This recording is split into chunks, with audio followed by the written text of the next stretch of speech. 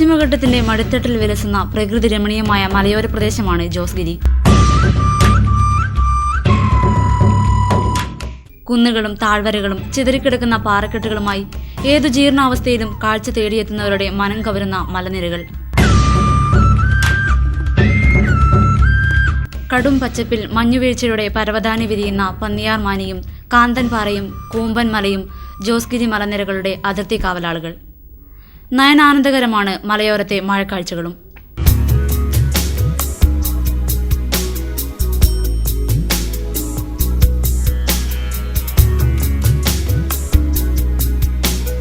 മഴ നനയുന്ന പുല്ലും പുൽച്ചാടിയും വരെ ഈ ഹരിതാപ തീരത്ത് ഹൃദയം കവരുന്ന കാഴ്ചകളാകുന്നു. അടുത്തു നിൽക്കുന്ന ആളെപ്പോലും തിരിച്ചറിയാൻ കഴിയാത്ത വിധം മണ്ണിലേക്കിറങ്ങുന്നു മഞ്ഞിന്റെ മനോഹാരിത. ദൂരക്കാഴ്ചയിൽ മേഘാവൃതമാകുന്നു മരങ്ങളും മലനിരകളുമെല്ലാം.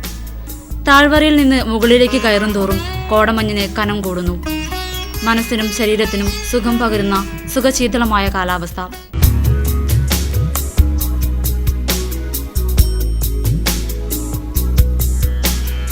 ഓരോ ഇഞ്ചിലും പ്രകൃതിയുടെ അനുഗ്രഹം നിറഞ്ഞു നിൽക്കുന്ന ജോസ്ഗിരി ഗ്രാമസൗന്ദര്യത്തിന്റെ തലോടൽ തേടിയെത്തുന്നവർക്ക് അനന്യമായ അനുഭൂതിയാണ് പകരുന്നത്. ഏറ്റവും മനോഹരമായ കാഴ്ചയാണ് ഇവിടുത്തെ കാട്ടരുവികൾ.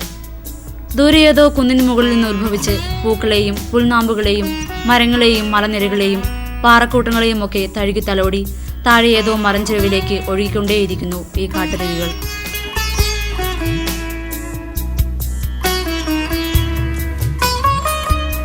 സമുദ്രനിരപ്പിൽ നിന്ന് 2800 അടി ഉയരത്തിൽ സ്ഥിതി ചെയ്യുന്ന തിരുനെറ്റിക്കല്ല് ജോസ്ഗിരിയുടെ ആകർഷണങ്ങളിലൊന്നാണ്.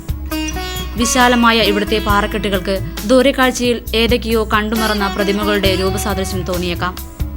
ആധുനിക ലോകത്തിന്റെ പരിഷ്കൃത കരങ്ങൾ മുറിവേൽപ്പിക്കാത്ത പ്രകൃതിയുടെ തനിമ ഇവിടെ അനുഭവിച്ചറിയാൻ കഴിയുന്നു. തിരുനെറ്റിക്കല്ലിലെത്തിയാൽ പൈതൽ മലയും കൊട്ടത്തലച്ചി മലയും ആലക്കോട്, ചെറുപുഴ, പെരിങ്ങോം തുടങ്ങിയ നഗരങ്ങളും ഒറ്റനോട്ടത്തിൽ തന്നെ കാണാനാകും. തേജസ്വിനി എന്നറിയപ്പെടുന്ന കാര്യങ്കോട് പുഴ ഉത്ഭവിക്കുന്നത് ഇവിടെ ഈ നിബിഡ വനത്തിനുള്ളിൽ നിന്നാണ്. ട്രെക്കിംഗ് ഉൾപ്പെടെ സാഹസിക ടൂറിസത്തിന് അനന്ത സാധ്യതയുള്ള മേഖലയാണിവിടം. പക്ഷേ താമസ സൗകര്യമില്ലാത്തതും എത്തിപ്പെടാനുള്ള ബുദ്ധിമുട്ടും പൊട്ടിപ്പൊളിഞ്ഞ റോഡുകളുമെല്ലാം ഇതിന് വിലങ്ങുതടികളാകുന്നു. കർണാടക വനപ്രദേശത്താൽ ചുറ്റപ്പെട്ട ജോസ്ഗിരി കാർഷിക മേഖല കൂടിയാണ്.